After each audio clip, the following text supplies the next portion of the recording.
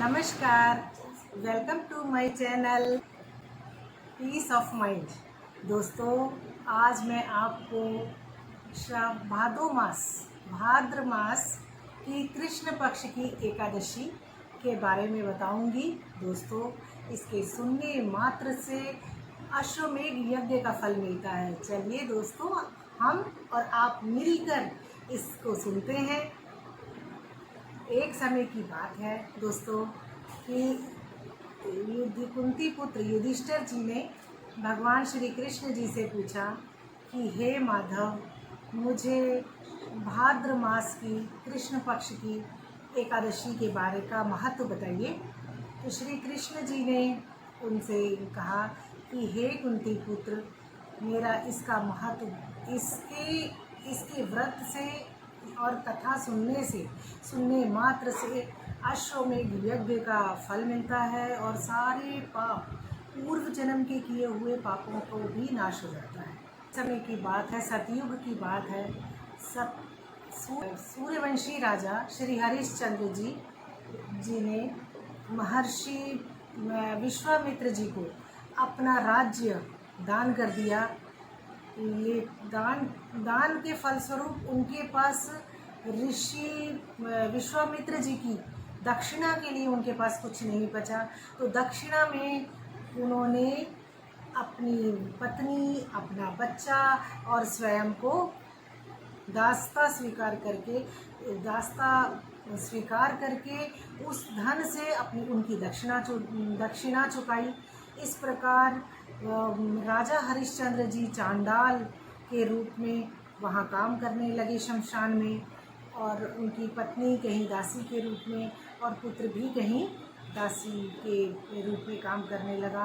राजा बहुत दुखी हुए कि मैंने तो अपने जीवन में ऐसा कुछ भी नहीं किया इस जीवन में, लेकिन पता नहीं क्यों। और इस तरीके से सोच विचार में उनके वर्षों बीत गए, 7-8 साल वर्षों बीत गए, वो इसी विचार में रहते थे। तो एक बार ऋषि गौतम जी से उनका मुलाकात हुई वहीं।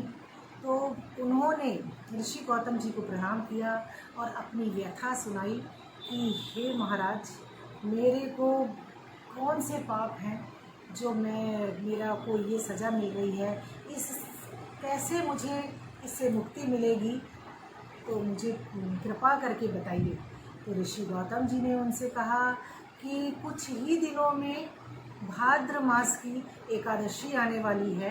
इस एकादशी में तुम श्रद्धापूर्वक व्रत करना और रात्रि में भगवान के भजन कीर्तन करते हुए जागरण करना, विधि विधान से इसको व्रत करना, तो तुम्हारे समस्त पापों का नाश हो जाएगा।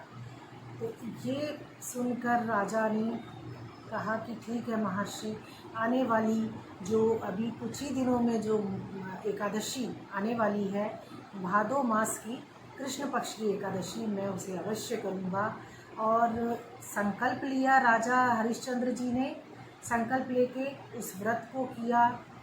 इस पर भगवान श्री कृष्ण युधिष्ठिर जी से कहते हैं कि राजा हरिश्चंद्र ने व्रत करने से राजा हरिश्चंद्र का कुछ ही दिनों में राज्य लौट आया। उनकी पत्नी और उनके मृत बच्चा भी उनके पास आ गया, और साथ ही साथ आकाश में वाद्य यंत्र बजने लगे, फूलों की वर्षा होने लगी, इंद्र भगवान भी नीचे ज़मीन पे उनके पास आ गए।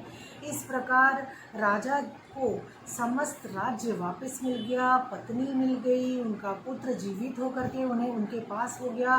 उन्होंने बहुत अच्छे से राज्य किया। जब अपना जीवन काल में बहुत ही सुखपूर्वक राज्य किया, प्रजा को भी बहुत सुख दिए, और अंत में वो वैकुंठ धाम गए, स्वर्गलोक में गए। दोस्तों, इस कथा का सुनने मात्र से अश्वमेध यज्ञ का लाभ मिलता है, और इस एकादशी को अजा एकादशी कहते हैं। दोस्तों, हाँ, अभी तक अगर आपने मेरे चैनल को सब्सक्राइब नहीं किया है तो सब्सक्राइब कीजिए, इसे लाइक कीजिए, दोस्तों में भी शेयर कीजिए। Thank you.